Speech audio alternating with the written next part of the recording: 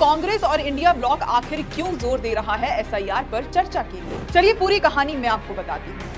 दरअसल ये लड़ाई सिर्फ संसद की नहीं है, ये लड़ाई है आपके वोट की, आपके अधिकार की और भारत के लोकतंत्र की रक्षा की। बिहार में जो स्पेशल इंटेंसिव रिवीजन यानी एसआईआर चल रहा है वो असल में एक सुनियोजित वोट चोरी की साजिश है। बीजेपी ने चुनाव आयोग के साथ मिलकर पुरानी वोटर लिस्ट ही हटा दी। अब लोगों को नई लिस्ट में नाम जुड़वाने के लिए अपनी भारतीय नागरिकता साबित करनी होगी, वो भी उन दस्तावेजों से जो देश के गरीब, दलित, आदिवासी, भूमिहीन किसानों के पास होना नामुमकिन है, जैसे कि जन्म प्रमाण पत्र, 10वीं की मार्कशीट, पासपोर्ट, जमीन के कागज, स्थानीय निकाय या रेजिडेंस प्रूफ। एनआरसी में नाम, अब सोचिए क्या ये कागज हर नागरिक के पास होंगे? नहीं।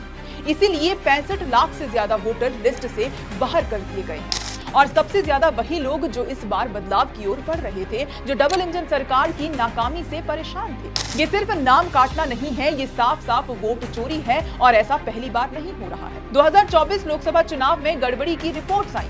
महाराष्ट्र में तो खुलेआम वोट खरीदे गए, जिसकी रिपोर्ट्स और गवाह आज भी मौजूद हैं। इसलिए अब पूरा इंडिया ब्लॉक एकजुट होकर कह रहा है, हम एसआईआर पर संसद में चर्चा चाहते हैं, लेकिन बीजेपी डर रही है क्योंकि जैसे ही चर्चा शुरू होगी, उनकी पूरी वोट मैनेजमेंट मशीनरी की पोल खुल जाएगी और उनके चुनावी खेल का पर्दाफाश हो जाएगा। इंडिया ब्लॉक के सांसद संसद में चर्चा की मांग करते हुए लगातार वॉकआउट कर रहे हैं, विरोध प्रदर्शन कर रहे हैं। संसद के बाहर भी इंडिया दलों ने प्रेस कॉन्फ्रेंस, मार्च और धरनों के जरिए इस मुद्दे को देश के सामने रखने की कोशिश की है, क्योंकि ये सिर्फ बिहार का मामला नहीं है। सरकार कह रही है कि एसआईआर पूरे देश में लागू होगा। सोचिए अगर आज ये नहीं रोका गया तो कल आपके राज्य में भी आपका वोट बिना बताए छीन लिया जाएगा।